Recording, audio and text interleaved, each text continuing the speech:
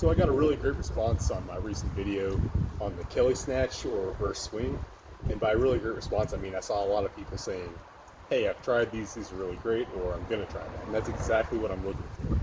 I mean, I appreciate every comment that I get. It helps with the ratio, and I appreciate all the positivity and praise, but I'm not really looking for as much of, wow, you're crazy, you're really strong.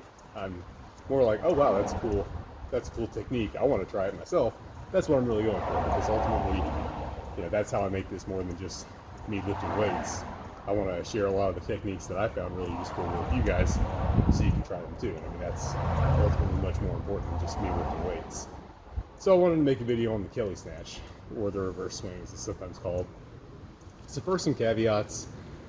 This is more of a mobility type exercise, and I am by no means the master of mobility. I am probably at the point of above average mobility. I'm working on it. I'm trying to get better, but there are people much better out there.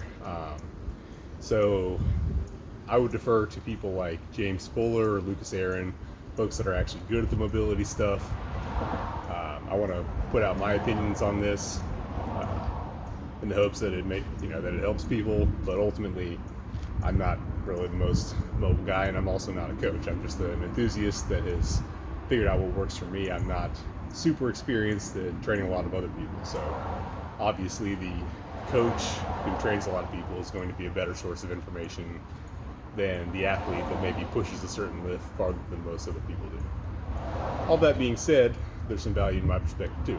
Like I said, I'm not that mobile, so maybe if you're working on it but you're not that mobile either, maybe some of the methods that I use would be more applicable to you while you figure out how to get super mobile, which should be both of our goals.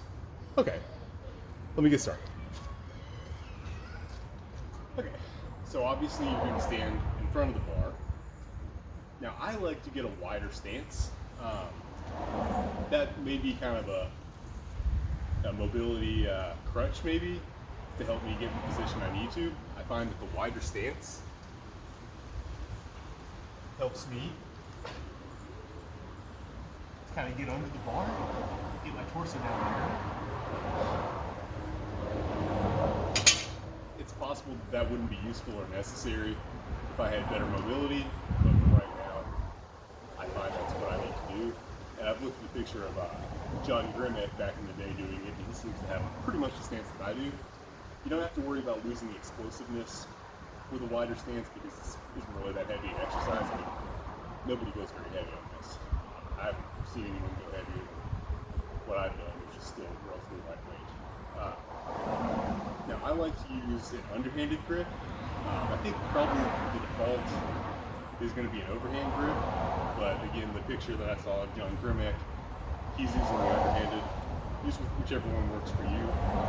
If you're like me, working on your mobility, it might be a little easier for you to get in position with the underhanded grip, and I also find that helps make it more of a tricep exercise, which I really like this move for. It really is like a dumbbell kickback in the way that it is kind of like a peak contraction exercise for the triceps, except obviously with much heavier weight. I always feel like a fantastic hinge. I'm very sore the next day, especially when I do reps like this. So I really like that. Okay, so of course we're going to bend down, get maybe not quite a full-on snatch grip, but a little bit wider than you would want for your bench press maybe. I like to use reverse grip, but that's optional. Then, ideally, you're going to want to have kind of an explosive first pull, and then use a little bit of a reverse hip drive. I don't know how better to describe that. Swing the bar up and over and then catch it. Now, when I was first learning this, it was very hard for me to make it all in one motion like I do now. What actually helped was just to make it kind of a hang Kelly Snatch, if you will. So I would do a deadlift and then do the swing from the hips like this. Catch out. That really helped me with learning. But obviously, as you progress, you want to move up to heavier weights. It's going to be helpful to do it all in one motion, like so.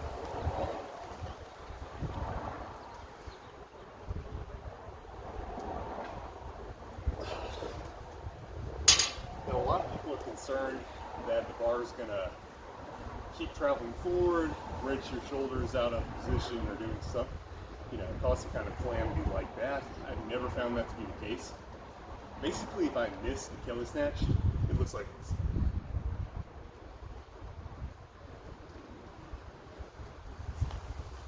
It just goes right back the way it came. Worst case, it knocks it forward. But I've never had the slightest issue with it going too far forward. Usually with a heavier weight, I'm struggling, pushing with my triceps a lot to get into the lockout position, right? So I've never had the slightest issue with it going too far. It's, like I said, it's just going to be, you don't quite get far enough, go right back the way you can. No danger there. And on that note, I fail at these quite a lot. Usually whatever my max is, I failed to hit it a couple times before I hit it, just because it feels like it takes those reps to kind of force my shoulders into that position. But that's not a bad thing. It's a lightweight, it's not taking that much out of me. And like I've said before, it is just a great exercise for shoulder health. I always throw these in, especially on dip days or any exercise that I'm going to do where my shoulders might not feel the best on that. I always start out with the Kelly snatch as both a warm-up and an exercise, and it always has my shoulders feeling a lot healthier. And I know this is like a snatch, but this is actually something that I like to rep out on. I find reps to be useful. It's not quite as much of a, I think the reps kind of help you to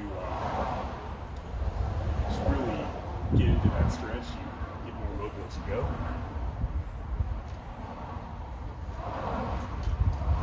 First one's a little bit tough to get into. Second one's going to be a little easier.